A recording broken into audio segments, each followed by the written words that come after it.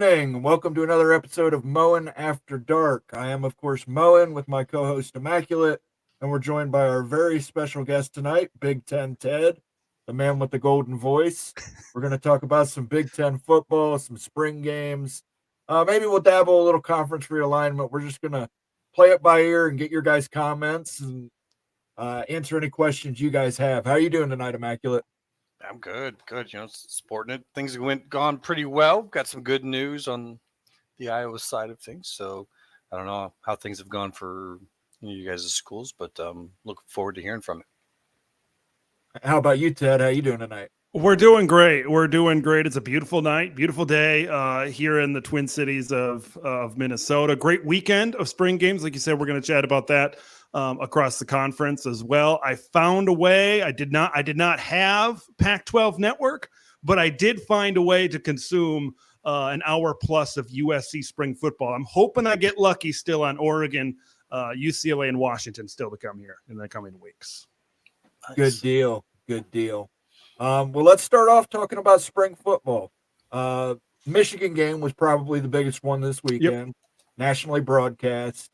What did you see there? What did you think? So the big deal, the big storyline, of course, going into that one is when you have maybe the best quarterback in your school's history in J.J. McCarthy, where he will or will not go in the NFL draft. That's obviously still up for conjecture, but a quarterback, right? That was the big storyline coming into this one. Of course, with Jack Tuttle kind of banged up during spring ball, it really shifted to Alex Orji. What were we going to see out of Alex? Now, first couple throws were not very good. Okay, let's just put it out there. He looked pretty rusty, but when Alex got in a rhythm a little bit, you saw him garner a little bit more confidence. Now it's a spring game. Sharon Moore and Kirk Campbell, and pretty much every coach across the country was going to keep their play calling very vanilla, but they kept things very simple for Alex to maybe build up his confidence a little bit more as he went out. There were some ups and downs with him, but as the game continued to progress, I thought he got better. Okay. I thought he had some really good zip on the football. His decision-making was quick. I thought as this one kind of went on a little bit further throughout the game, we didn't see Donovan Edwards later in the game. He busted off a couple of good runs early, but then we did see Alex a little bit later. None of the other quarterbacks really impressed me all that much. True freshman Jaden Davis made a couple of good throws. He's the future. He's, I don't think he really has a realistic shot of starting this year, but that is definitely the future, right? 4-star quarterback coming out of the Carolinas for the Wolverines. So they're obviously focused on who's going to be the starter this year and who they can have to maybe lead them to a playoff. But they got to have it at the corner of their eye. They got to be able to develop number 2 over there at QB. Now, after all of this with Alex, I still think that they're going to be somewhat active and at least looking into the transfer portal here in the next few weeks to see if a really good quarterback pops up, are they going to be players? Now, we know Michigan kind of plays a certain way, right? Even though J.J. McCarthy was pretty talented as a quarterback, he didn't have the biggest numbers because he plays within the Michigan system, what Harbaugh kind of set up, and now Sharon Moore is going to continue as well. So that's going to be something very interesting to keep an eye on. But Michigan looked like Michigan, right? This was a team that was very physical up front. Their defense was their defense, which I think is going to be one of the best in the country this year, right? Big Ten fans are going to know 2 names at linebacker: Ernest Hausman, transfer from Nebraska. Jayshon Barham was probably the best defensive player for Maryland this past season. Those 2 guys at linebacker as well. You got Josiah Stewart as well, kind of mixing in there and coming off the edge as well. Rod Moore, of course, had an ACL injury this spring, so they got to replace that. But they've got a good amount of depth. I have no questions about their defense. I think they're going to be just fine. It's what does their offense look like? And how limited are they if Alex can't push the ball 20 yards down the field? If he can't stretch the defense at all, that's going to be a problem because what we saw Alex, 8-yard out route here, slant route here, we saw that short to medium pass game. But now, if that's the case, and once I said it might not be the case, right? Because in the preparation for the Rose Bowl, Alex Orji was kind of scout teaming as Jalen Milroe, and Jim Harbaugh and other coaches said that they were impressed with his arm strength, and we saw that zip on the football in Ann Arbor on Saturday. But what happens if all of a sudden Alex can't convert on a 3rd and 7 or a 3rd and 8. He can't make that throw across the middle over the linebackers on a post route.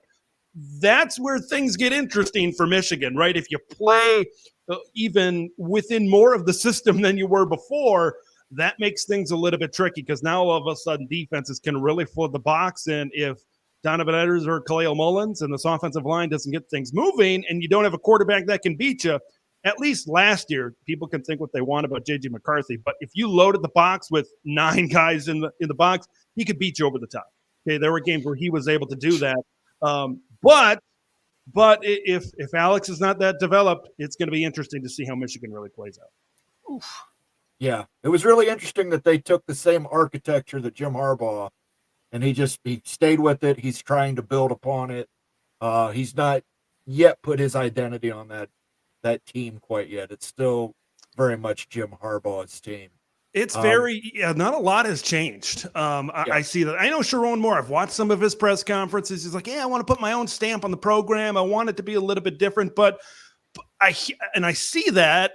But what has been built there works, right? You don't want to change something if you're coming off 3 straight Big Ten championships and a national championship as well. I'm curious to see what kind of changes we get because Sharon Moore has said that. He says, hey, this foundation has been built by Jim, but we're going to do maybe just a little bit, maybe tinker with some things just a little bit. So I'm very curious to see what those are.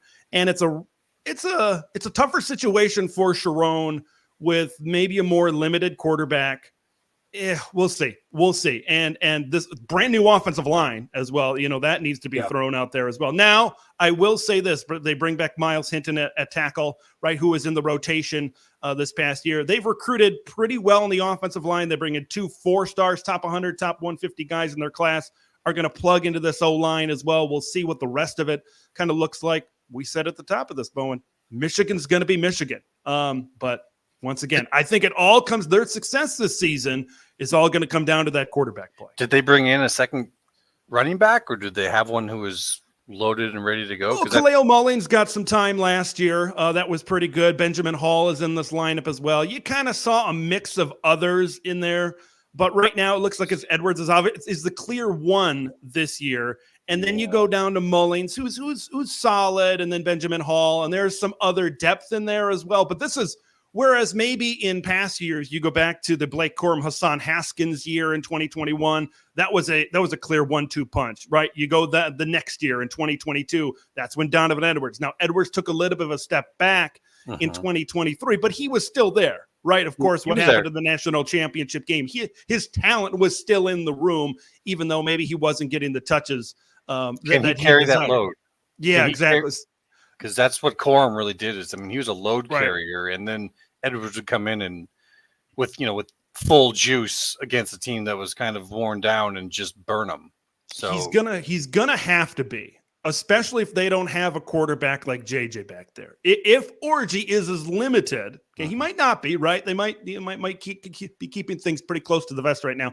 But if he is limited, it's gonna be number 7. Number 7 has got to put the team on his back, right? Can he do that? I don't know. We'll see. That is, especially with the new offensive line, because that O-line the last 2 to 3 years, they had some studs in that unit, right? You look at the Zinters, you look at the Barnharts, you look at all of these guys across this offensive line that were really good, and they were in that lineup for multiple years, and now they're gone.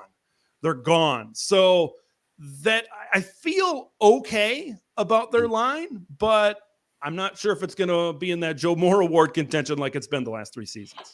Yeah, I don't know what to think about them, man. Go ahead. What you got, man? Let's get to some hellos and some messages here. People are trickling in here. Sergeant Pickles, great to see so many future conference foes in the same place. Keep calm in Georgia Tech. If you don't know Big Ten, Ted, when someone says Georgia Tech, we drink. Okay. I at least got my water. I came ready for some Georgia Tech talk. I'm all about the Yellow Jackets tonight, so let's do it. Future team? No, maybe too soon. Too soon. We won't go there. Scott Schrader's in the house. Tim Lester going to scheme up some good stuff. What do you think about that, Ted? I've seen some interesting descriptions, and the one that caught my eye and kind of made me laugh a little bit also a little hopeful was someone was comparing it to some Shanahan-esque type coaching. And I mean, Yeah, I heard that as well. I heard that as well. So to my knowledge, the spring game was not televised, right? I have not been able to find. That was the only one this just week. some pictures, but you Right, had to be exactly. there. Yep. So glad I was on the same page on that one, and maybe I just wasn't able to find it. But okay, shotgun, right? That's the thing that really pops up when Tim Lester. You watch his tape at Western Michigan. It's a lot of spread. It's a lot of 11 personnel. You split out 3 receivers. You're still working in that tight end, right? Tim Lester, he made sure in his introductory press conference to say, "I love tight ends." Okay, he's maybe used to using one of them. He might have to throw out a couple with both Luke Lachey and Addison Ostrenka in Hawkeye country. That this might be year. a little change in it to run 2 tight ends. Iowa is that's interesting. Cade McNamara has not been at full go, to put it lightly, right? Throughout spring practice. Is this a team? Okay, we've heard a little bit more rumblings. There were whispers of Lincoln Keenholz possibly, if he did enter the portal, would he end up at Iowa? You're right, that has not happened with him in the portal thus far. That might be a team that might be hunting for something in the portal, if there is an option that fits what they do. So, man, that is something very interesting to keep an eye on, because when you think of Iowa, right, but believe me, as a Wisconsin fan, I went through it this past year. When you think of Wisconsin, you think of a quarterback, you think of a couple tight ends, you think of a big bruising running back, and now all of a sudden, Phil Longo's our offensive coordinator? Okay, that's a little bit different. Now, I'm not saying it's that drastic, right? But you're still, you watch Tim Lester's teams, and it's still pretty spread out. So compared to maybe what Iowa is used to. So that's going to be something that I've got to keep an eye on. We talked about quarterback with Michigan. I think you got to go talk about quarterback with Iowa, because I laid this out recently on the channel, is when you look at Cade McNamara, okay, he hasn't played consistent football. I know he played a couple of games this year for the Hawkeyes, but a good chunk of football since 2021. Yeah. Right. It's been in essence, and I know that there were a handful of games. He wasn't overly impressive in those games to start the year for Iowa, but he hasn't really played in like 3 years. Okay. And even then, threw for 15 touchdowns, 6 picks. Did he just get over 2,000 yards? Something like that. He was very much, he was not the straw that stirred the drink. Let's just put it that way for Michigan that season. His job was just to protect the football. He didn't turn it over until the middle of that season. So, yeah, they might be looking for something, considering, coming off of an injury, hasn't really played effectively in 3 years, and they don't know what that recovery is going to be like. It's going to be wild if last year's starting rotation, which was Cade number 1, Deacon number 2. Yep. I forget the other guy's name is number 3. The number 3 guy might be the number 1 guy now, and our number 1 guy might be the number 3 guy. Imagine keeping, because Cade, if he can't move, I mean, Deacon's not good, but they've had if it is Cade, you're going with a pretty decent streak of statues in the backfield, right? You had Spencer Petras, and then you had Deacon Hill, right? There hasn't been a whole lot of mobility at the quarterback position, which is fine. Of course, you can. They won 10 games with Spencer Petras after all, and 10 games with Deacon Hill. Combined with Cade McNamara as well. So, yeah, I'm interested to see exactly, because I think they could benefit from some mobility. Well, that's part of this offense is the option. Yeah, I really liked, that would have been 2 years ago when Alex Padilla was there. And what was that? Was one of the games, I think that was it Nebraska? Maybe, I can't exactly remember where their starter went down. Yeah, I believe it was Nebraska, where he came in and he provided a little bit of mobility, and it kind of sparked something different to that offense, where maybe the O-line wasn't the typical Hawkeye O-line, the strength of the team. Whereas when you use his mobility and you roll him out, that can kind of open things up and maybe neutralize what you have up there. So, but they don't really have a lot of mobility on this team as well. Marco Linas, like you said, mentioned, is maybe somebody that they have that they're looking at as the future at Iowa. So boy, there's a lot of teams that in the next couple of weeks, their future could change. It's been pretty quiet, though, I will say, in the portal. We were promised, I think, a lot, right? Hey, it's going to go absolutely nuts. It's going to go absolutely crazy. It could still happen, and maybe some teams are hoping, like the Michigans and the Iowas of the world, that happens, especially at quarterback. All right. Speaking of quarterback, and this will be hitting home for you. Do you think Tyler Van Dyke will be better than Mordecai at Wisconsin? That's from the Ryan Willie, our resident Wisconsin fan. That's the $64,000 question right now in Madison. I feel good about their team as a whole. I think it's taken steps to improve. Of course, year one, when you make such a drastic change, it's 7-5 is pretty. That's technically a 1-game improvement. It's a pretty decent rec considering the injuries they went through last year and just the complete and total scheme change on both offense and defense.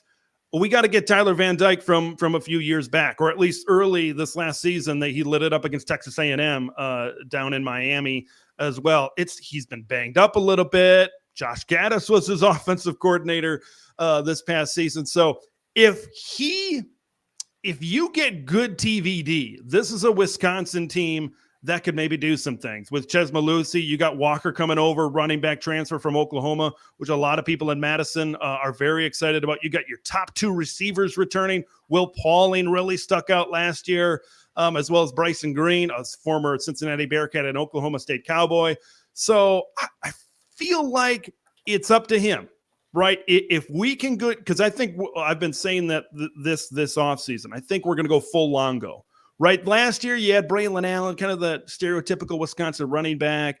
And you had some of those games where you had that success where just running it straight forward. But then some games you maybe opened it up a little bit as well. So, yeah, I hope I'm optimistic that TVD will be better than Tanner Mordecai. Maybe the fan in me wants to say that. But maybe when I step outside of the fandom a little bit, I can see the comparison between the two. My hope is that TVD has played well at the Power 5 level. So maybe he can translate that, whereas Tanner Mordecai was just doing it at the Group of 5 level. It's going to be all about keeping him healthy. That is the big question mark. You get good TVD. This is a team that could maybe pull some upsets and win some games. You get maybe inconsistent TVD, and you could have some issues. Oh, there you go. Thank you for that super chat, Ryan. Much appreciated. Let's get on to the next one here. And this is our buddy Greg Flugar from College Football Peek Around the Corner. I'm surprised we haven't seen a Buckeye or Wolverine quarterback in the portal as of today. And I am surprised as well as an Ohio State fan. I thought Lincoln was going to Iowa. So did I. That was the smoke that was going around Columbus. Was Lincoln Kienholz to Iowa? Has not happened. But they're looking at a wide receiver out of Missouri State, the speedster. And when you look at Iowa, they only had, I think, 5 receivers, wide receivers, not talking tight ends, on scholarship. If you're a quarterback looking at it going, do I really want to give a year to this? I think going out and maybe getting a speedster like that to come in here as a weapon, that might be actually part of a plan to bring in a quarterback to get them to say, okay, you got another weapon. You got another over-the-top weapon to use. That could be an important piece to solving what's going on right now, which is, okay, so where's that quarterback at? Yeah, when I look at Iowa and their offense specifically, I really liked how Caleb Brown kind of came out at the end of last season. Reports that he was kind of adjusting to the offense and adjusting to the playbook a little bit. But you saw in those last couple of games, he was looking pretty good, right? And I think Iowa fans are really looking for that this whole season, or last season, I should say. And then when he eventually came on, that was kind of some optimism. And then Seth Anderson is in there as well. But yeah, they just need a little bit more in their wide receiver room, right? If they can inject some speed and some playmaking ability, you're right. That could maybe attract a quarterback and make things a little bit better to play in Iowa City. Yeah, they need someone to drag the backs back, the safeties back, so that way a guy like Brown, who's just a stalwart route receiver, possession type of guy, but maybe gets in a little too much double team action from up top. Right. So they need to have a guy come in there who can at least take that off the top. Tony Lawson wants to know what the score of that Iowa spring game was. That's Was it probably 7-0? not televised. Oh, man. That defense was expected to basically either have to take it easy or make the offense look bad, because that defense is going to be stout. Man, they're going to be good. They got a lot. Damn, they got a lot coming. Like you start with linebacker with Jay Higgins and Nick Jackson, right? Coming back at linebacker. They're going to be crew in the conference, in my opinion. Yeah, that's as good as it gets. That's as good as it gets, right there. And yeah, I'll say this. I thought it was a little bit. We saw Tommy Eichenberg got Big Ten linebacker of the year last year. So I don't mean to start anything here. That's not what I'm going for. I was maybe more in the Jay Higgins camp. I'll just put it that way. But both were outstanding linebackers. Of course, Tommy Eichenberg will definitely go down as one of the greats over there at Ohio State. But you look at the rest of that defense. Okay, old reliable Quinn Schulte back there, Sebastian Castro. Sebastian Castro is going to be a name everyone is going to know after this. They should know it now, right? He they really should, emerged. Yeah, he was kind of like the second defensive back of the team. Yeah, like people were all talking about Coop, this year, though. He's going to be the guy. Like if you just watch him in isolation and what he does, it's pretty damn impressive. He's NFL. I love that. Yeah, like you said, a lot of attention went to Cooper DeJean. You look at these last 3 years, you look at Riley Moss and all those picks that he stacked up a few years back, and then what we've seen with Cooper DeJean, and now what we're going to see with Sebastian Castro. They have just been pumping them out over there at Iowa. Xavier and Wapke back there as well. It's just, they are in the defensive line, right? They had a lot of depth last year. That depth is going to step up into there this year. But I said it recently. I love their starting 11. What does the depth look like after that? Okay, I've been programmed to trust Phil Parker and say the depth is going to be just fine, just because of the culture that surrounds this Iowa defense.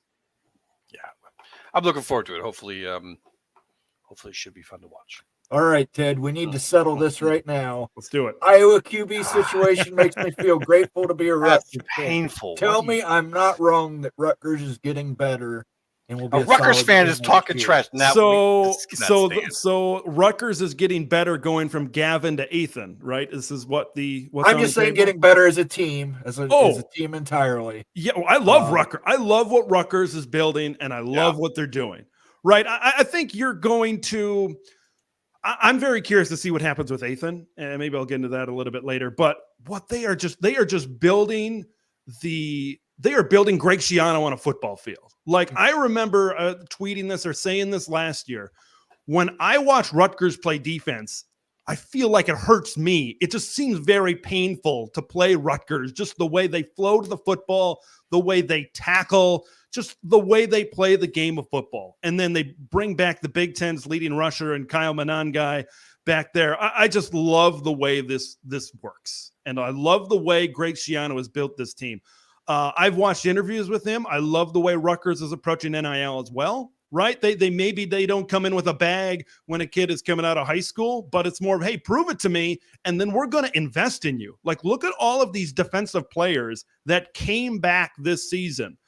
Okay, I have a good time. I'm not an insider source of any means in Piscataway, but I have a good time believing that, okay, those guys have proved it. Now we're going to hook you up with some brand deals. We're going to get you paid now that you've put in a couple of years dues. You're a junior, you're a senior, things like that. But that's a team to watch out for this year. I know a lot of people, they might chuckle at it. Look at their schedule.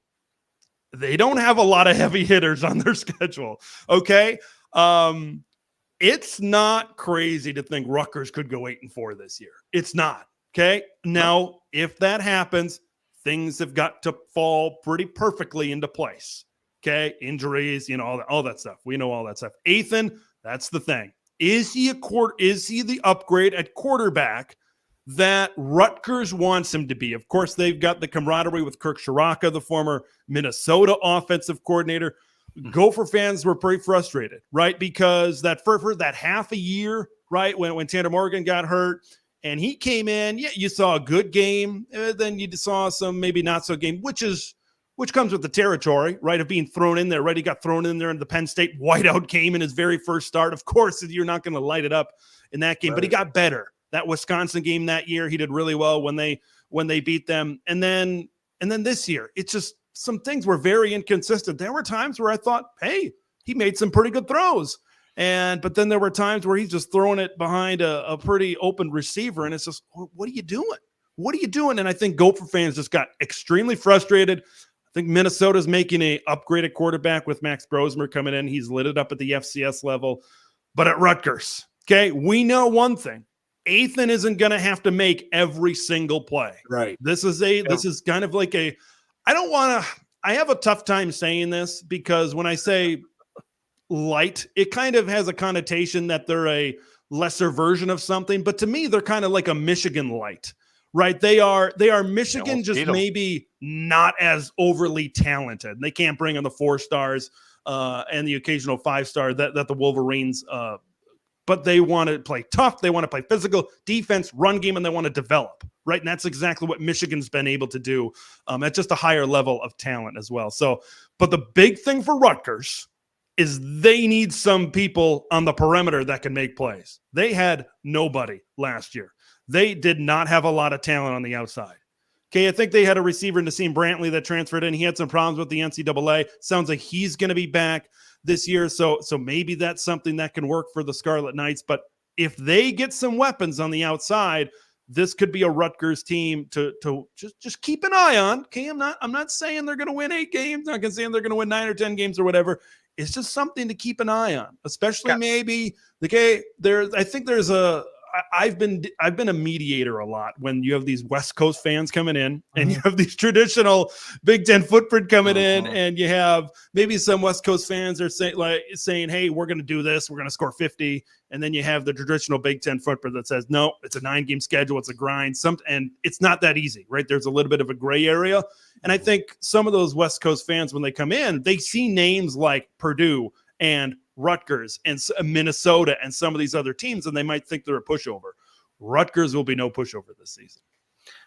One request out of Rutgers, maybe not this year, but wouldn't you say what we need from Rutgers is a win over Penn State?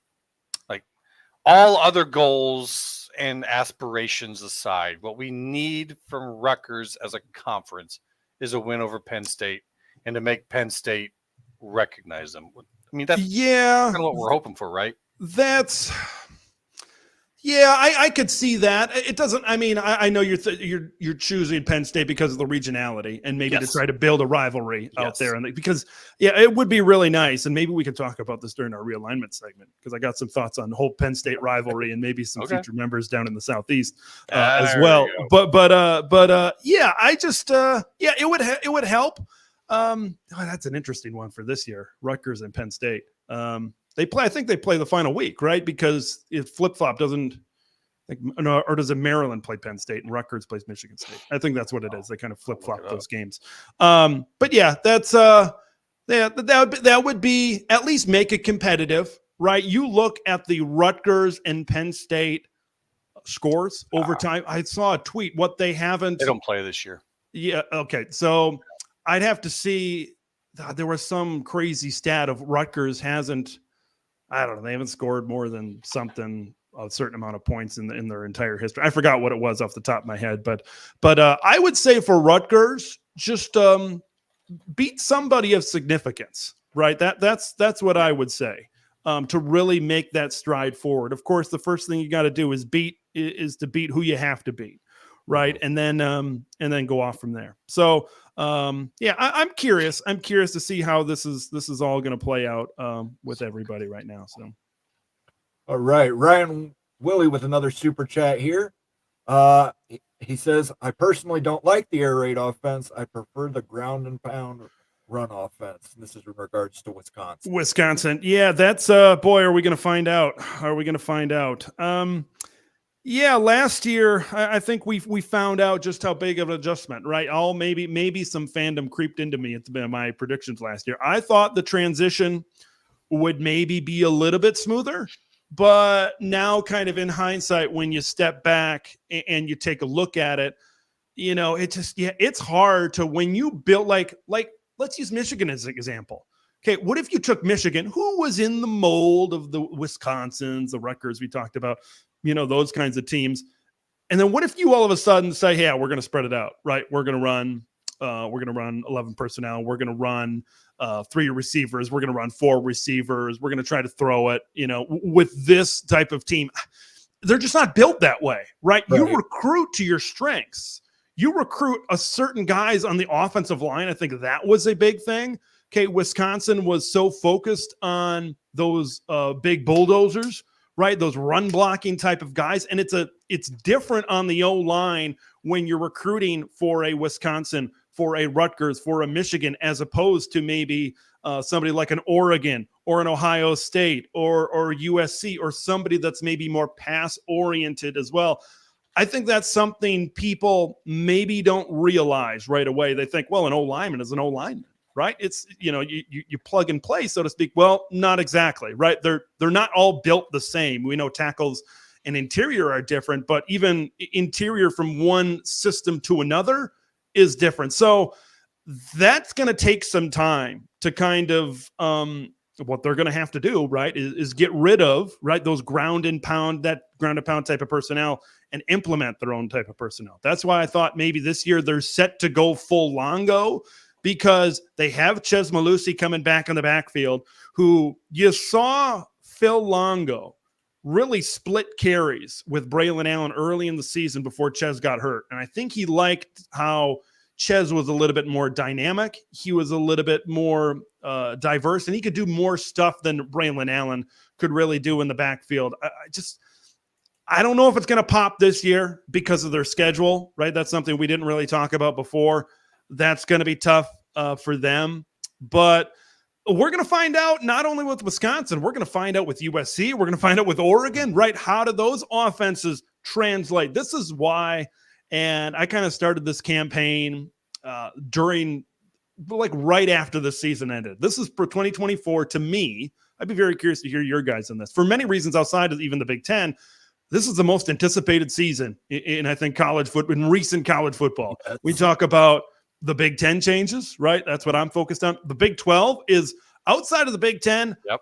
I'm going to love watching the Big 12 because it's going to be that any given Saturday conference where crazy stuff can happen.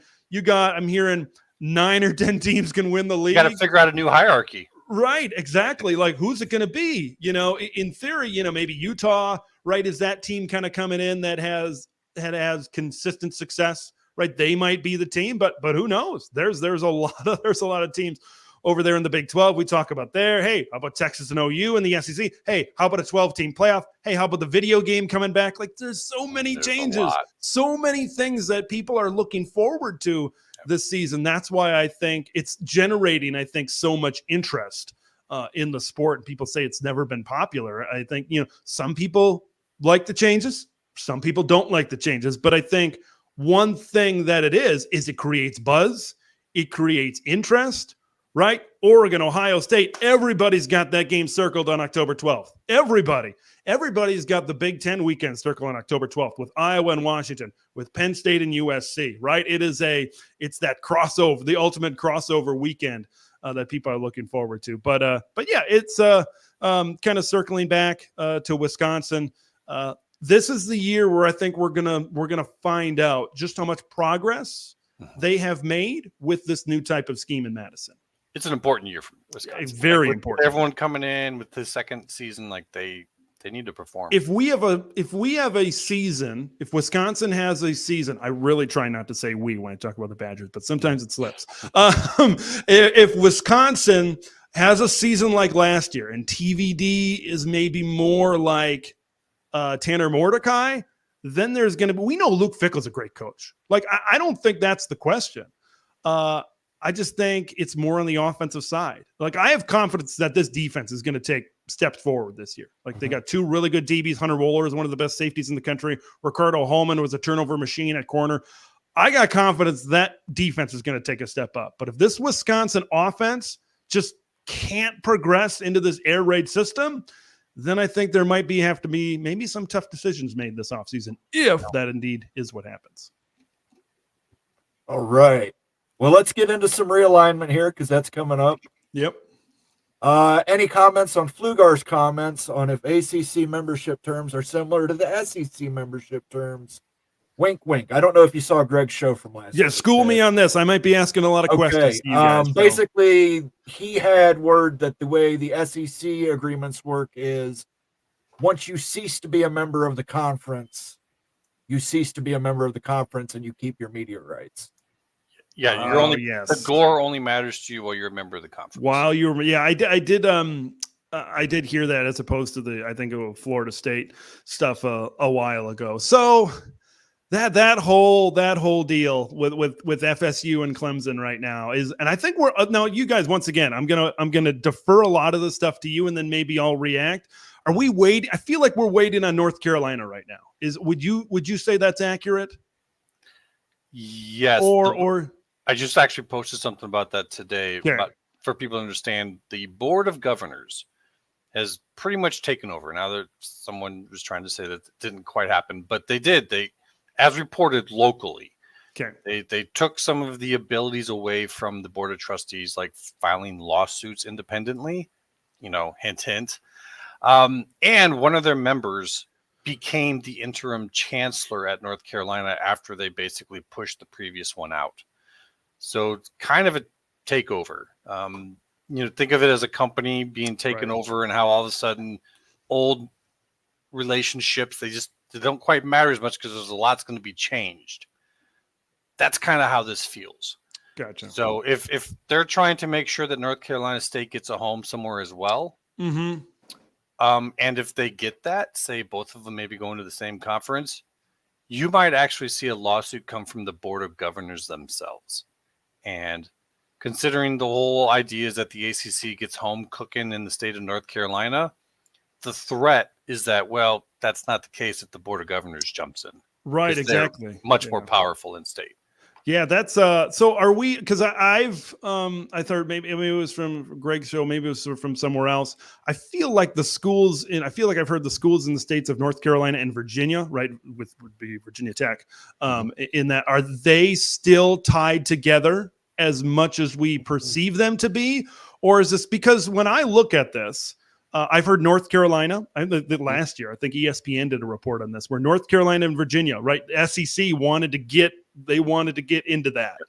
And North Carolina seems to be somewhat of a favorite right now for the SEC, if they indeed are able to get out and kind of do their own thing as well. But yeah, because I look at like teams like an NC State, I look at a Virginia Tech, and kind of when I take a step back and I look at, okay, if the ACC does come crumbling down, what does this team look like to me? What do I think? Where could I see them? Okay, I could see a North Carolina in either conference, the SEC or the Big Ten. I look at Virginia. I feel like they're a better fit for the Big Ten, but if the SEC wants to get up there, I could see that as well. But the point I'm trying to make is Virginia Tech and North Carolina State, they just don't seem to me like, no, those aren't Big Ten ads. They just don't seem to me like the SEC would want to pay extra for those. They seem like Big 12. That's what they seem to me. Where do you guys? I mean, that's just how I see it. Tackle that first one. I got some thoughts as well on that, but I'm kind of curious to see what Moen has to say on this one. First one, I think North Carolina State. I think they would take them as a reduced revenue. Okay. To get North Carolina. Okay. I think they want North Carolina that badly. I think the Virginia situation is different. I think they will allow Virginia and Virginia Tech to split. I think Virginia's just got the political power. Okay. The SEC wants to get into Virginia, increase their footprint. They will take Virginia. I tend to agree with Greg. I think the chalk is Virginia, North Carolina State, North Carolina, and Clemson will be the 4 additions to the SEC. Okay, good. Because I did notice, this is what when Florida State filed their lawsuit, they went after ESPN pretty hard, right, in their lawsuit. Clemson was a lot more friendly, shall we say. So that kind of made me think in the back of my mind, okay, Clemson is trying to, they may or may not get into the SEC, but they're at least trying to keep that door open. And that seems to be more of an SEC football team and a program over there as well. So, because the big thing about the Big Ten, as we kind of talk about these Southeast schools, And I'm very curious to hear your guys' thoughts on this, because I continue to go back and forth and back and forth. The day changes and my mind changes on this. Is academics, research, AAU, right? The most three important letters when you talk about Big Ten expansion, it seems right now. Nebraska, right? There's been some stuff floating around about them and how their administration is maybe concerned with their lack of research and funding and AAU right now. But when I look down south, Florida State, okay, not a member right now. Academically, I thought they stacked up pretty good. But of course, AAU and research is, of course, very important to these Big Ten presidents as well. So I don't know. I would like to see FSU in there with maybe someone like a Miami that recently came. But how do you guys kind of school me on where do you think things stand on the Big Ten as it pertains to the Southeast? You want to go first, Immaculate? Yeah, I'll try to tie these two together. In my opinion, in the past, it was a lot of North Carolina focus for the Big Ten. Yep.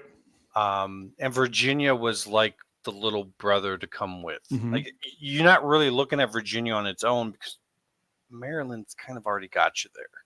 Yeah. And two, they don't get great followings. Like, they're in football, they're not going to have great crowds, so you can't really count on them to have a good home game for you. Mm-hmm. So you're really just having, like, if they're going to have to be on twice, because that's in the deals that they make with the networks, it's going to have to be away games. So it's not a great ad. North Carolina, they're getting better. Also not great in that regard, but you get your value from them in other ways. Yep. Florida State is why this new look Big Ten to me makes a lot of sense.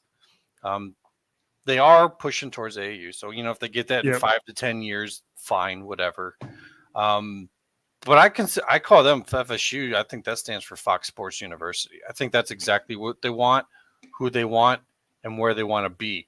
It's in Florida, but it's not just in Florida. It's like you could spit and hit the border of Georgia. Right, yeah. Same with Mississippi, straight down the 10 from Louisiana and New Orleans. So if you're going to go down south somewhere and you're going to be limited down there, that's pretty much the one you want. So okay. So if it's FSU, and that seems to, when these lawsuits start, it seems like FSU to the Big Ten was the chalk, right? And it seems to be that's the betting favorite right now. And maybe if they get admitted when they're not AAU status, when they do get admitted, they might say, hey, you got 5 to 7 years to get this in order. So, and I think maybe that could be what's causing Nebraska. Like if those type of things are being said to Florida State within, maybe they're catching residual from that, saying maybe we should, get our stuff together, because this is what they're telling Florida State. Well, I'm curious if I think Greg talked about it when Notre Dame, Miami, USF, that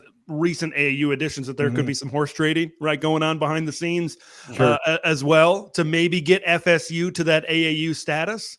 So that's something to maybe consider. So Miami is one that is interesting to me, because Miami, when you kind of, as a college football fan and a college sports fan, you think of them, right? They haven't been ultra successful the last 20 years. Right. Brand, you had the 1 year, it was 2016, the turnover chain year is what I call it, when Mark Richt was at Miami. So, but you kind of take that out. This is a program that does not draw a lot of fans, right? When they're not good.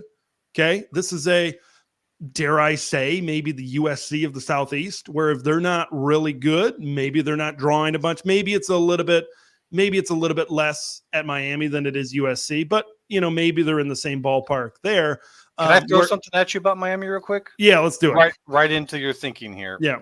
I actually see Miami as more value to the Big Ten for away games than they do for home games. Like what I was just talking about, how you'd have to have Virginia do that because their home games aren't good. Mm-hmm. I look at Miami in the same way, but as a positive, because think of it. If your team is telling your local fans Miami is coming this year, that's a bonus, right? That is a bonus. Yeah, people just want to see them. They want to see it for whatever reason. Like even if they haven't been good in 20 years, right? People know what the U on the helmet meant in the 80s, in the 90s, in the 2000s. They know that's a symbol, right, of college football, like Nebraska, right, has been Yes. that, where when Nebraska comes to Purdue, when Nebraska comes to Ohio State, et cetera, right, that's going to draw a crowd. Now, Nebraska's got a big fan base, right? Sure. That's also a big advantage for the Huskers, a big traveling fan base as well. So, yeah, I'm just very intrigued. And that, of course, leads into our discussion about the Yellow Jackets, right? Where does Georgia Tech stand in all of this? Because they are that academic school in Atlanta, right? That's always been, and I know markets don't maybe mean as much now as they did when the cable boxes were added in Rutgers in Maryland, right?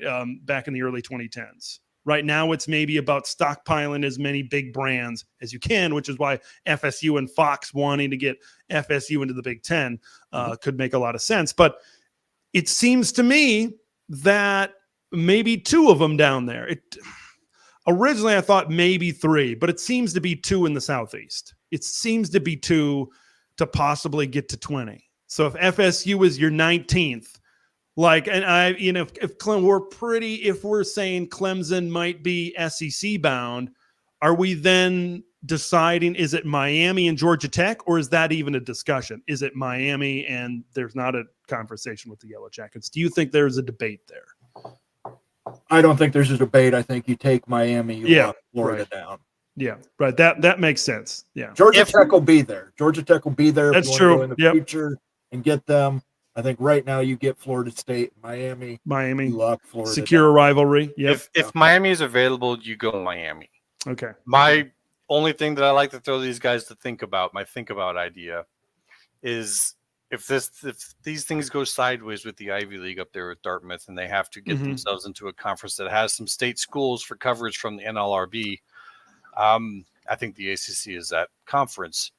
And if that's the case, Notre Dame's part of it. Stanford is part of it. Duke is part of it. Virginia is part of it. All those privates are part of it. Miami could be in that type of a league. And when you look at Notre Dame basically being given AAU status, someone gave it to them for something. You know, that's a little conspiratorial, but I think that also makes sense. Is Miami part of that, or did they earn it on their own? Arguable. They could earn it on their own. But at the same time, Notre Dame makes you question, because that is a pairing that, as Big Ten fans, we look at it and go, man, wouldn't you love to have Notre Dame and Miami in the Big Ten? You know, I'm just, this whole Notre Dame thing, there's certain times, it seems like maybe every year, maybe it's every couple of years, there's a news report that comes out, and maybe it's not directly, hey, Notre Dame's talking to the Big Ten, because that doesn't happen very often. But there's always something that be like, oh, this happens, and you're thinking, oh, well, maybe that could be the first step. It always comes up, right? You know, it seems like it's every offseason. It seems like it's every year. And I'll admit, Kay, as a fan, I've wanted Notre Dame. I'll say this: I've wanted Notre Dame in the Big Ten. I think most of their rivals now with USC is in the Big Ten. Okay, that makes a lot of sense. And I understand Notre Dame's different, and I understand they are who they are, right? And they do what they do. But I feel like I'm not as mad as other people. People are like mad at them because they're not in a conference, right? And I understand that. I get that. I understand it. Maybe it's more of like, I've just like, that ship has sailed to me. And if it happens, great. And if it doesn't, the conference is going to be fine. Like, look at what we just added on the West Coast. Look at what hopefully we'll add in like 2 years, maybe with FSU and somebody else. That's the value of FSU, right? Like, it kind of pulls you away from needing Notre Dame. Like, if you grab, let's just say Miami kind of stays where they are. You start to list off some of your bigger brands. You got Michigan, Ohio State, Penn State, USC, Oregon, FSU.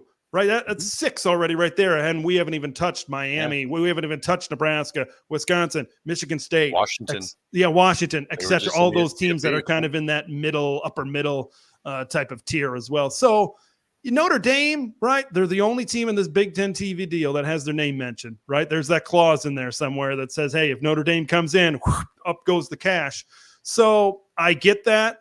I'm very intrigued to see what happens around 2030, because I think the Notre Dame deal ends 2029. I think I looked that up the other day. There's a lot coming up in like 29 to 31. right? And then that kind of could all spur off into another discussion. I know there's been that god awful Super League idea that got brought up last week. So, but if we're gonna do something like that, it seems like the late 2020s into the 2030s, you know, with all those contracts expiring around the same time, maybe people are going to work together. And I'm very curious to hear your guys' thoughts. I think Moen ended up tweeting this the other day. So this Notre Dame NLRB thing. Okay, I don't know how much of a threat compared to the USC, because that's something that could blow up everything as well, right? And I think Moen made the tweet that said, "Hey, wouldn't it be nice for Notre Dame, if this thing goes through, to collectively bargain with a conference, right? Because we think that's where it's going to go, right? Wouldn't it be nice to be able to collectively bargain with a body, right? And we feel that if this thing with USC kind of gets pushed through, and this is what happens, you're going to collectively bargain at the conference level." Do you think that's the biggest factor right now? That's the biggest thing that could push Notre Dame to a conference? Well, let's we got some business to take care of first, but it ties into Notre Dame. That's a big topic. We're about to dive deep. Okay. 100% promise. Ryan Willie has become a capo member of the College Football Mafia. Thank you so much, Ryan. Much appreciated. I'll give you a sound effect as soon as it plays. There it goes. And Coy, who's a member for 3 months, says, "Do you see Nebraska merging schools without going as Husker?" I don't know what he means by the second part, but do you see them merging the Omaha and the Lincoln schools? Well, I did see that. I was able to watch Greg's video on this today. I guess there was another article about this. Maybe it's more of a concern. I don't think they're going to kick anybody out. Like, I just don't see that happening. I think I talked about this a couple of weeks ago. It's kind of more of a maybe the Big Ten is giving them a kick in the butt right now. It says, "Hey, let's get on par. Okay, nobody's getting kicked out, but let's step up our game a little bit to maybe get to that level." And that's maybe what the Nebraska administration is maybe talking about. But yeah, they talked about merging campuses in Omaha and Kearney as well, and maybe getting athletics like that would be a way to get Nebraska another hockey team into the Big Ten, because it sounded like you would take your UNO team and they kind of merge it into the UNL team as well. So that would be that's a whole kind of beyond my sphere and what I usually talk about. But yeah, that's certainly something to keep an eye on. I do not believe that there is any threat of them being kicked out right now. Yeah, and this is how it ties into Notre Dame. I told you I would bring it back to it. For the members, Wild Ute University released his new video last night, how the Notre Dame fits into the Big Ten. And speaking of research, Nebraska research, Notre Dame research, that slide is going to be very, very important when we discuss horse trading for AAU access, where Notre Dame falls in the slide if you put them with all Big Ten schools. And it's pretty far down the scale. You are not getting them for the research. You're not getting them for the research. They have very limited research due to the Catholic, beliefs system in there. So they don't do a lot of medical research. So you got to ask these questions. Why is Notre Dame getting AAU access? You might be right. It might be horse trading. So quid pro quo, but what's the we see what and it's perfect for it too, because you can take it back, as Nebraska is proof of, is you don't do what the people what they want you to do in order to give you that, they can take it back because they've already got the numbers. So it's the perfect kind of quid pro quo words today, sorry, but it's perfect for that because you can take it back and you can come up with some type of excuse. It's easy when their research is that low. You say they just didn't make the efforts to improve, so we have to take it back. Right. But I just wanted to point out one more thing about the Notre Dame and the NLRB. A lot of people are saying this USC thing is in the bag. I've been saying to pull back on those reins a little bit.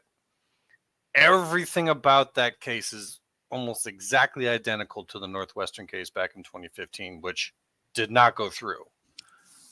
One big difference is now we have NIL, and people say, well, that's why this will pass. And I say, hold up on that. it actually could work in the opposite way, because back then there was nothing for students. They got nothing. Whereas now NIL is providing. So do they need to be, or do we just need to pull NIL into the athletic departments so that maybe it gets divided up a little bit better? And if they do that, is that not solving all the problems that they're trying to do? I don't think they want to do employee status, Right. because that's a whole nother, problem to deal with. So I find the timing very interesting, is because USC, they paused the hearings for like a couple months. Then they just brought them back last week, and it lasted for like 2 days, and then they're done. So there's something to that story, and no one's digging in to find out exactly why and report on it, but there's something to it. And so then when you see all of a sudden the Notre Dame complaint filed, like right before that comes through, it starts to make me wonder, that's the hybrid school, right? Like if USC being in the Big Ten with all the public schools, that's why Northwestern got away clean. It's because of their in competition with state schools that the NLRB has no jurisdiction with. USC's there too now, but Notre Dame is the hybrid because you can go after their football team. Yeah. So I'm kind of wondering if that means we're about to actually find out in a month that USC, the case did not go through, and that's why they're going after Notre Dame. So Notre Dame new AD came out and said, we have student athletes. There's more to it than that, but he's basically put his foot down and said, we're not going down lightly with this. So they made their stance. We'll see how it goes. Yeah, I'm so intrigued to see, because I know I did read it sounds like the USC thing, like it was pretty wrapped up, and we're going to find out maybe in July, I thought, or by July, maybe at the latest, of what the results of this might be. I'm just very curious if these, whether it's USC, whether it's Notre Dame, whoever it is, right? If they come out and say USC, they're employees at that point, how quickly does that go from the University of Southern California to the conference level? How quickly does it? Because I think I've heard it from a lot of national guys. I'm kind of in the same boat where I feel like in order to kind of rein this thing in, right, we're almost at negative rules right now, because we've gone so far backwards. It's completely beyond wild west at some point. To kind of rein this thing in, right, a lot of people have talked about contracts. A lot of people have talked about bargaining, etc. I'm just very curious to see how quickly this thing can happen. I've always kind of put like, hey, hopefully we can get something figured out. I always put 2026, because that's kind of like, hey, a new playoff era. I don't know. It just seems like that's a good time, because other things are kind of happening at that point as well. But that's kind of my hope, is that maybe some ACC things will be figured out by that time as well. So yeah, I'm just curious to see how quickly this thing is going to go once we have a decision of what's happening at USC, whether it's in favor of either side. Very good. I tend to agree. I think the conference employee option is probably the best option for all parties. Lets you be free and clear of public retirement systems, things like that. That's my thoughts. But let's get to some more comments here. Jose, perhaps it wasn't a slip up when the ACC attorney confirmed to Judge Cooper it only costs $130 million to get out free and clear. Could be. Maybe. I mean, yeah, I remember that part. I remember seeing here. Well, that's what Clemson is basing theirs on. That once they leave, they're done with the ACC. They no longer have an obligation to them. That and going back to what we were talking about, that SEC situation, like they can have different wording in both of those, but now you start to bring in the idea of industry standards. You start to bring in the idea of, okay, yeah, we signed this contract, but Judge, we're here for you to tell us whether this is enforceable, and here's why we think it's not. And just that thread alone, if he says it's not, that means there isn't like, okay, now we determine how much you're getting out for. No, the determination is zero. And that's kind of what this whole idea is like with the 130. That's just the exit fee. And that's in the deal. And they're probably not even going to try and figure that out unless that's getting challenged too, which I don't think it is. Yeah, that's it. And so that's the thread, is that we get the determination from a judge that this isn't enforceable. As you can see, the SEC doesn't enforce this on their schools. That's the same deal with the same network, ESPN.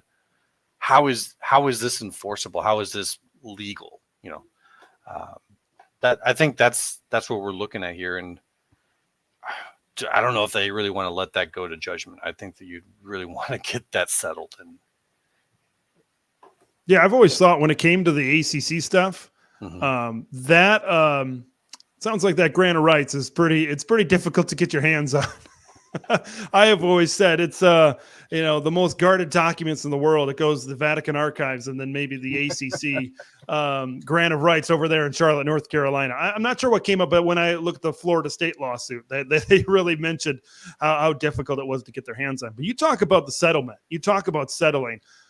I am not, I'm not as knowledgeable as you guys. I'm not as knowledgeable as most people on this and maybe your audience. But I feel like the further this goes down the line, the more that's going to hurt the ACC. That's just my personal feeling. That could be wrong, right? I know they're going to continue to fight this, and we'll see what happens.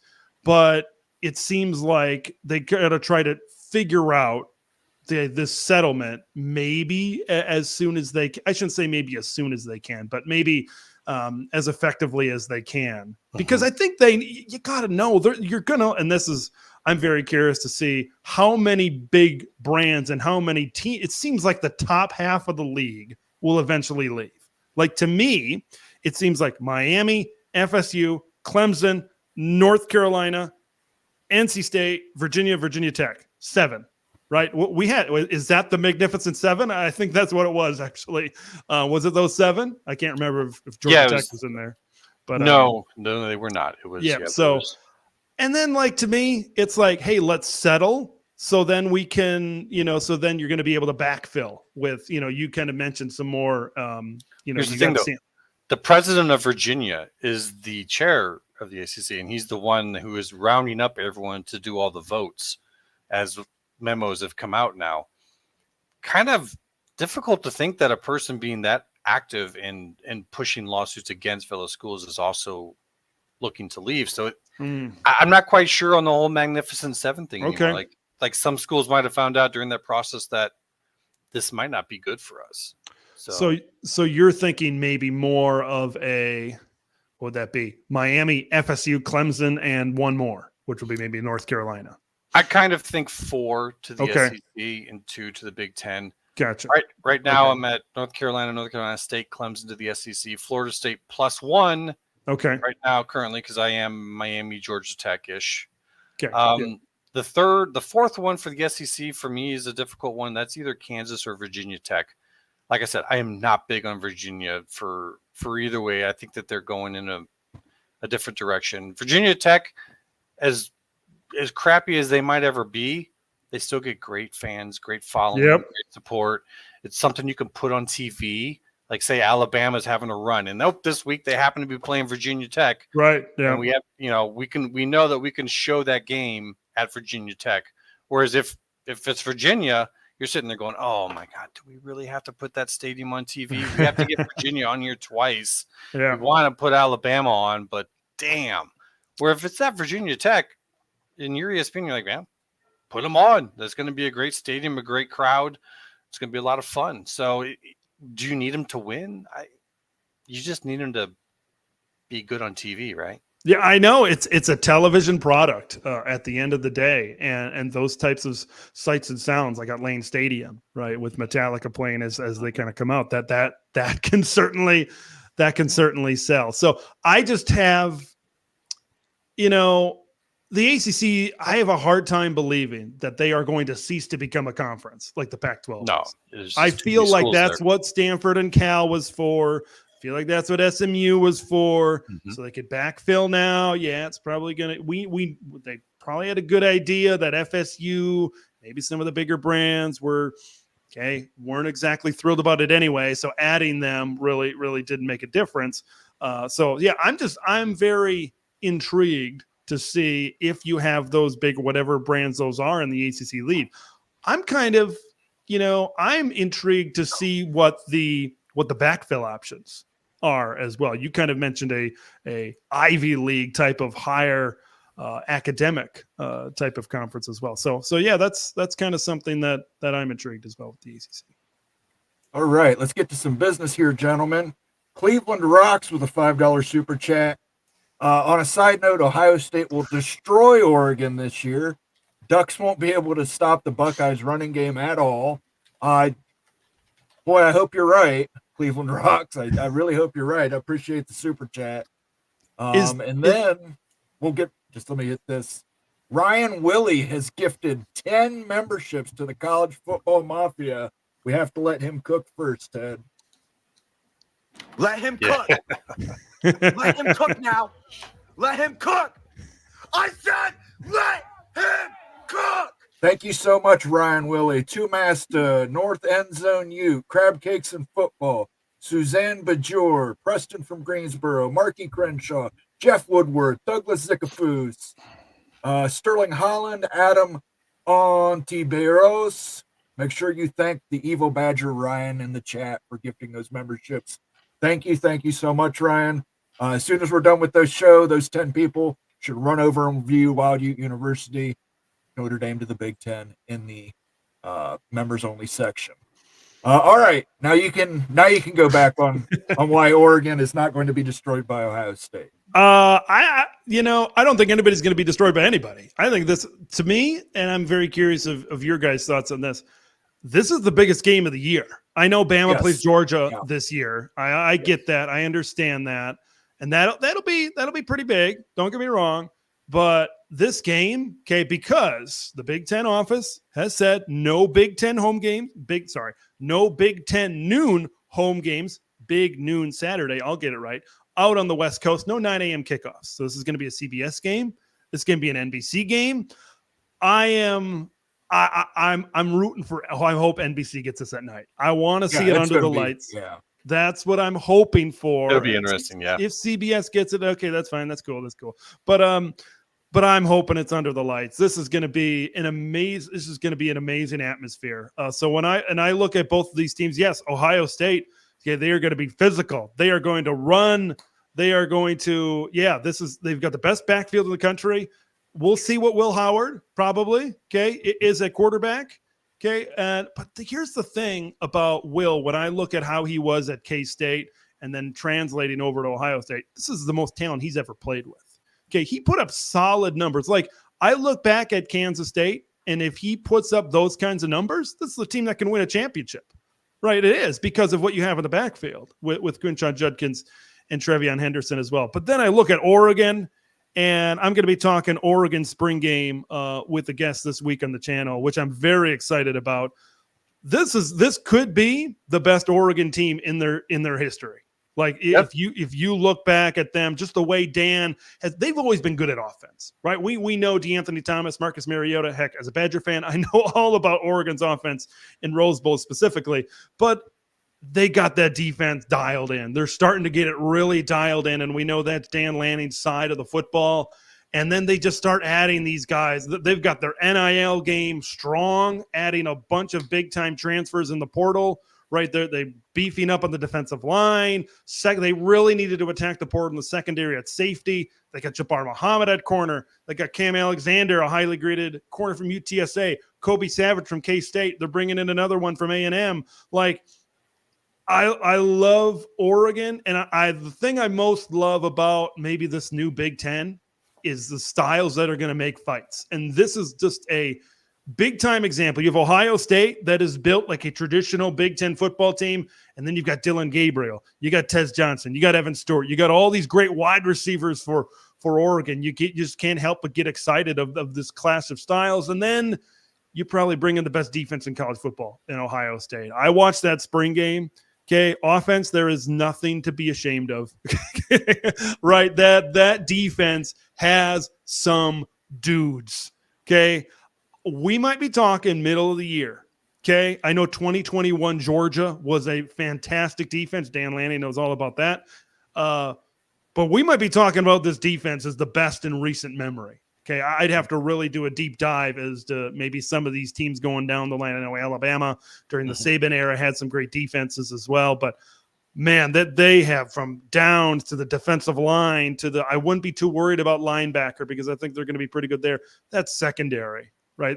It's going to be extreme. That's what I'm looking forward to on October 12th is Oregon's pass game against Ohio State secondary. That is going to could be the big matchup of the year. Right now, if I'm putting money on it, okay, we're going to get a rematch in Indianapolis.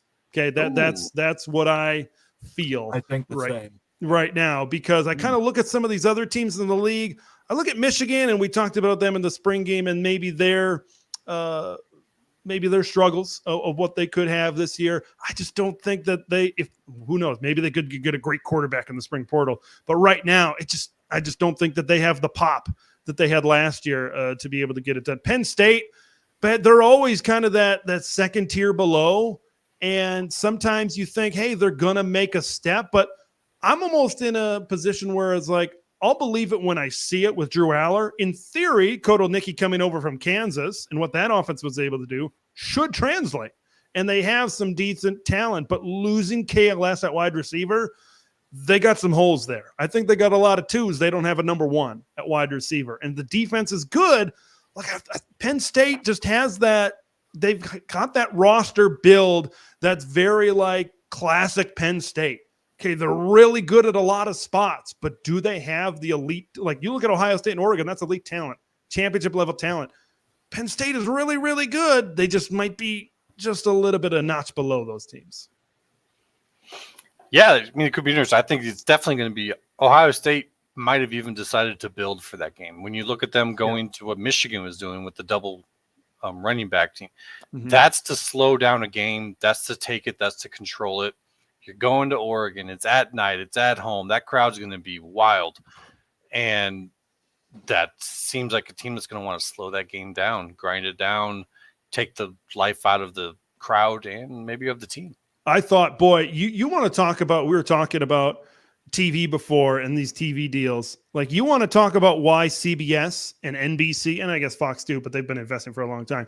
But you want to talk about why they put in money? October 12th is that reason, right? Yeah. Where you have Penn State, USC, and Ohio State and Oregon, right? You want to know if you're talking to, if you're talking to your cousin or your uncle or maybe somebody that doesn't follow college football religiously and they say, wait a minute, I thought there were 10 teams in the Big Ten. Why are there 18 now?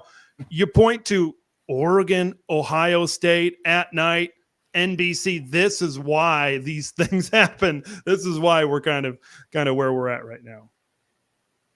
Another super chat from Ryan Willie. He's killing it tonight. Do you think Bama versus Wisconsin will be at night? And he says upset city. I would have to see the schedule on that particular day. And I would have to see what the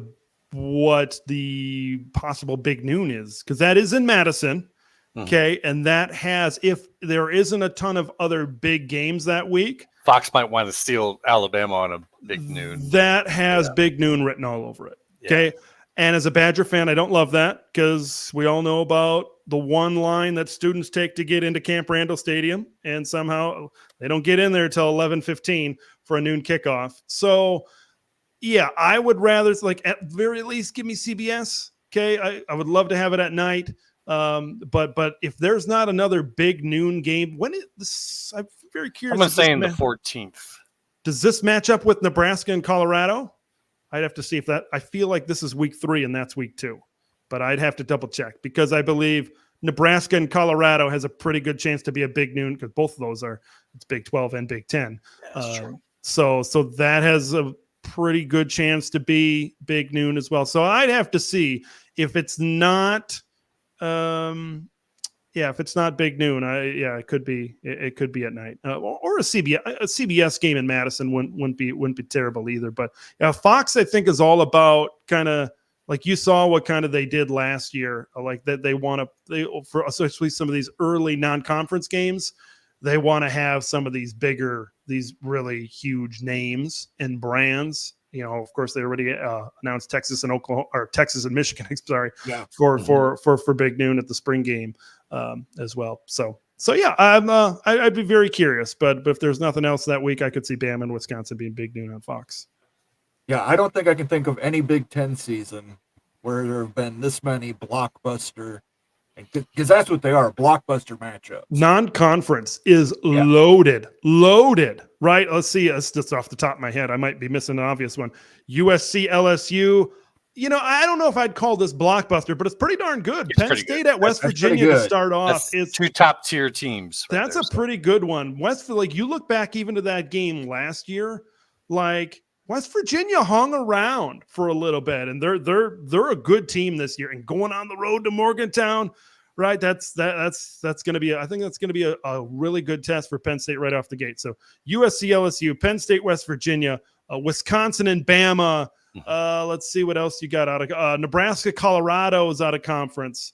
Let's see if I can Texas and Michigan, like that. Yep. That already is a who's who of matchups over there. So yeah, it's going to be a lot of fun. It's going to be a lot, especially that first week. Boy, USC and LSU. You want to see a basketball score? That one might be 63-56 when all is said and done. We'll see. I think USC's made a lot of improvements on defense. Okay, I will say that right now, but that one could see a whole lot of offense in Vegas. I'm sure a lot of those Vegas folks might be betting the over in that. It's wild to think of LSU is not a defensive team. I know that's historically like that's what you think of at LSU is defense, and you think of defense, you think of those safeties. Line. Yeah, you think of that's what you think of when you think of LSU. But they've certainly kind of taken on a newer identity, right, with this high-powered offense with Brian Kelly over there. That sounds like a Kelly thing. Yeah. So He's changed it. USC this year, 11 Power 4 matchups. Their only Group of 5 matchup is against Utah State early in the season. So Wisconsin and USC are very interesting examples where you can maybe take their talent on the field and you could say, hey, this looks like an 8-4 team or a 9-3 team or maybe a 10-2 team, but maybe they could drop down a win or two just because of the grind and just how much, just how hard their schedule is. Also, these teams are different at the beginning of the season than they are later on. I mean, you could have a great team with great talent on it that's just not as prepared early on in the season. So that's going to be interesting. Like, we were talking about Alabama. Well, this is a first-year coach. And this is the second year for Fickell at Wisconsin at home. It's going to be interesting to see. I might give Wisconsin a little bit more chance in that than most might. You're on the same wavelength. I was on an Oregon show early in the week, and this is how I feel as a Badger fan. If you're going to get a non-Nick Saban Bama, you want to get them early, and you want to get them at home. And that's why, from a Wisconsin perspective, you got to start building a little bit of excitement, right? Alabama going from maybe the Nick Saban style, more hard-nosed, more physical, and Kalen is going to open it up a little bit. Okay, maybe we saw, right? We were just talking about this with Wisconsin, right? That scheme change, and we'll see how much exactly has changed. And I know Alabama kind of opened it up 2020 with Mac Jones, Devontae Smith. They were pretty wide open as well. But yeah, that's an interesting one to keep an eye on, because if Wisconsin can get that win, that's going to open a lot of people's eyes. Now, I know Alabama, it's not a Nick Saban team. They might be going through a transition of their own in the SEC, but man, that would be an eye-opening victory for the Badgers and really prove to people nationally that they're on the big stage. All right. Colorado versus Nebraska, maybe a night game because Texas versus Michigan is big noon that week. So. Interesting. Okay. Interesting. And that's at Nebraska this year. I did not know that. I guess I didn't put those together that they were the same week. It'd be a loud crowd. Boy, if that one's at night, oh my gosh. Be a loud crowd. That is going to that whole the way things ended up last year and just Colorado, Nebraska in and of itself is campaigning for this to maybe be a permanent non-conference game for the Huskers. Okay, I know we're getting in an area where maybe we don't want as much power conference teams to maybe get into the playoff. I get that, but this would be great to see every year. And I think as long as Dion is the coach, I'm sure television would love to see this game played every year as well. But man, if that is a CBS game or an NBC, especially if it's a night game in Lincoln, this would be because they play. Would this be? No, I don't think it'd be Dylan Gabriel's first home game. No, it'd be his first significant game. I know that. I think they play UTEP early in the season. But yeah, then you factor in the whole hype that has gone on with Dylan and everything over at Colorado. Yeah, that would be that's under the lights. Once again, this is why we pay the big bucks for these type of matchups. All right. I want to touch on this. I think Kansas might have a choice, but I don't hear Big Ten Ted talking about Kansas. That could give the SEC the upper hand. Not sure Immaculate's thoughts on that. And then Mr. Monkey says right on the back end of that, Kansas should take whichever offers, but yeah, they have wanted in the Big Ten for a long time. What do you, Ted, we'll start with you. What do you think about as Kansas as an expansion candidate? Okay, so we're going to take a little trip down history lane here. Uh-oh. Okay, and so when I started my channel, okay, I made a realignment video, believe it or not. And this was like in 2020. Okay. And this is crazy to think about now, but I thought, hey, the next moves, and I didn't really know much about realignment at that point. I'll be fairly honest. Then I said, hey, the Big Ten's going to add Kansas and Virginia, and they're going to become this great basketball conference as well, alongside football. Right. And then Texas and Oklahoma kind of joined, and that video kind of got a little bit of a boost, and then I kept on doing stuff. But that's interesting that people bring up Kansas. Here's how I feel about Kansas. If the Big Ten wanted them, they'd be in. I just feel like, considering all the turmoil that happened after Texas and OU and the turmoil at that time that the Big 12 was in, I feel like the Jayhawks would have been in already. I don't know. That's just how I feel. I know Kansas has wanted to be in this league for a long time, and I get that, but I don't know. I just I just don't see it happening. That's just my take. Speaking from more of a realistic standpoint, that, hey, I feel like if they wanted them, they'd have them by now. Here's what I'll say to that. When we saw Oregon and Washington coming in, one of the comments made by the commissioner himself was that it wasn't surprising, the decision to end up having them come in. What was surprising was the timing of actually how soon they were going to get in, which tells me there's plans for this. There's short term, there's long term. They try to do things in certain orders. That's what I think the case is with Kansas with the Big Ten. It is not a now thing. It's a future thing. Mm-hmm. Later on, you might add them in if we then have the rules so that we can do divisions. You might look at that and say, well, that helps out in the West. Plus, we want to see how this stadium situation happens. We want to see if Leipold stays. We want to see some things from you. We want you to put this together. What my issue now is that I actually think, because of Missouri, Kansas has become more valuable to the SEC. Also, of course, their own things that they do. Number one, blue blood in football or in basketball. That can maybe at least pay their own way in. But also in the new stadium and with their success, they've kind of made it towards, like, if you have two brand new stadiums, and I know the renovations are not brand new, but they're both made kind of for TV. They're going to give you different views and angles. Yep. If SEC is looking to do that here soon, the Big Ten might have to look at this long-term plan and say, if they're still vital for our long-term plan, we might have to let them know, at least, hey, look, we would like you in the future. We just can't do it right now. And if Kansas says, well, then we have to go SEC, then we might have to take them soon. And we might have to go past 20, because I cannot for the life of me believe that FSU would be happy with FSU Kansas for 20. They're going to want someone with them, right? Just like USC did. Yeah. Otherwise, they might look at the SEC and say, "Oh, well, if we're going to get screwed either way, we might as well be screwed with the people who live closer to us." So I'm kind of looking at Kansas right now, saying it's so weird that they might be kind of a middle piece in this getting played around in either direction. I don't know, what do you think about that?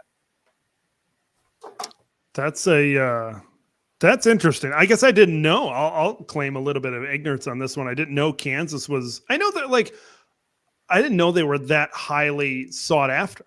That's just. I don't know. That's just. We're talking about it, and there's the possibility, but there hasn't been any reporting about it. Yeah, right. But it's one of those situations where, with the rise of Missouri, the rise of Kansas, like the value there, because a home and home series, now you know that rivalry game, which is very heated. It is. If you take game day there, you probably have to separate the crowds. Yeah. To have 2 home games now, to where either year you can count on, okay, we could have a game there. I think the value for TV has actually gone up considerably for the 2 teams as a combo. So I don't know. And you mentioned their stadium as well. I remember traveling to Colorado, and we stopped at the University of Kansas because the rules of basketball, right, are at Allen Field, just outside Allen Fieldhouse. So that was kind of cool to see. I remember going to their stadium. I'm like, yeah, we need a facelift here. This needs some work. So that's interesting. Now that I kind of cycle it through my mind a little bit, I'm like, if they continue to have success, especially in a new Big 12, right? We don't know who's going to be at the top. Let's say in the next 6 years, they win 2 Big 12 titles, which means they make the playoff for 2 years. Who knows? Maybe they pull off a win in there, and Lance Leipold stays there, as he said that he has wanted to stay there, right? Because him and Chris Kleiman, it seems like every coaching cycle, those guys get brought up as potential candidates, and they stick around. So yeah, and obviously their basketball is what it is, being in Kansas City or near Kansas City as well. So yeah, that's an interesting, definitely something interesting to maybe I always wonder the Big 12 as a whole, right? Because revenue wise, they're just obviously they're a notch down from the SEC and the Big 10. In theory, right, the Big 12 can continue to grow, but what about some of these other Big 12 schools that really step up? Like, what if Utah just rattles off 3 or 4 consecutive Big 12 titles and makes a Final Four? And really, we know that they had a good football program, but what if they take that to another level? Right? Mm-hmm. They're pretty good research. They're an AAU member. Like, I know Big 10, Utah, I don't know. That's the thing with this Big 12. You have all of these schools that maybe haven't been at the top of their respective conferences, but now you throw them in the mix. Okay, that's great. Okay, Utah could be the face of the Big 12, but then what happens? Utah wasn't exactly excited about joining the Big 12. Okay, I'm just using them as an example right now. So, but then if they becomes the king of the league and control the league, and now all of a sudden the Big 10 kind of turns like, oh, wait a minute. Okay, that could be decent, right? That could maybe add something over to our western portion of our conference. I'm just curious in terms of a realignment perspective, just how firm the Big 12 is going forward. And if there's a school that really stands out above the rest, like I'll even use like Arizona, right? Or Arizona State, right? Yeah. Who have Dillingham might be doing some things. Who have AAU status right now, and they rattle off consecutive Big 12 titles, and they get into the playoff, right? And they really raise up their brand as well. That's something, because I think there are teams in the Big 12 that could be viable for both the SEC and the Big 10 if they can really raise up their brand value by getting into a few playoffs, maybe winning a couple of these CFP games. All right, last question here. It's a super chat from Cleveland Rocks, and then we're going to wrap it up. Weakness of the former pack will be exposed. Ooh. What are your thoughts on that? Harsh. Well, that's we talked about the $64,000 question for Wisconsin. This is a $64,000 question, well, in this case, a statement for the conference as a whole. Because you talk about, everybody talks about the pack. They don't play as physical of a brand of football. They don't do this and they don't do that, and that is true, right? They aren't as great on the lines as the Big Ten Conference, right? I think when it comes to trench play, like you've seen how it's not only the Big Ten, but in the SEC as well. Like, you got to be good in the trenches to win a national title, right? That's just a must to win. And we're going to find out, right? We're going to find out. But then again, you look at things in the traditional Big Ten sense. Okay, I know they've played Ohio State, and that's been a high-flying offense. But outside of that, okay, there haven't been a lot of offenses, even like the USCs or the Oregons of the world. So it goes both ways, right? And I always thought the teams that come in the middle a little bit, right? The teams that are more physical, the Iowas, the Minnesotas, the Illinois, if they can take a step up offensively, okay, they're going to maybe be a little bit better. If you have the teams out west, they get a little bit beefier, they get a little bit more physical on the front, Okay, that's what's going to make a team. It's not like, hey, if you can't score 50 points, you're not going to win. Or, hey, if you can't run the ball 50 times, you're not going to win. It's going to be who kind of meshes in the middle the best. Right now, Oregon seems like a team that can mesh in the middle pretty good. Okay, you have your Ohio State that seems to be able to mesh in the middle, right, pretty good. But the really interesting part about this conference is the middle. What happens to Iowa? What happens to Minnesota? What happens to Illinois? What happens to some of those teams? You could throw in Washington and UCLA. Right out west is maybe in that ish tier as well. So that's where, like, this year you're going to see some surprises. Okay, you're going to see a team that maybe you thought could go 5-7, 6-6, and they might go 7-5 or 8-4, just because of the unpredictability and the unfamiliarity in terms of scheduling. Right. I think I was watching Illinois spring game. They don't play Wisconsin this year. They don't play Iowa this year, right? That's pretty different for them. So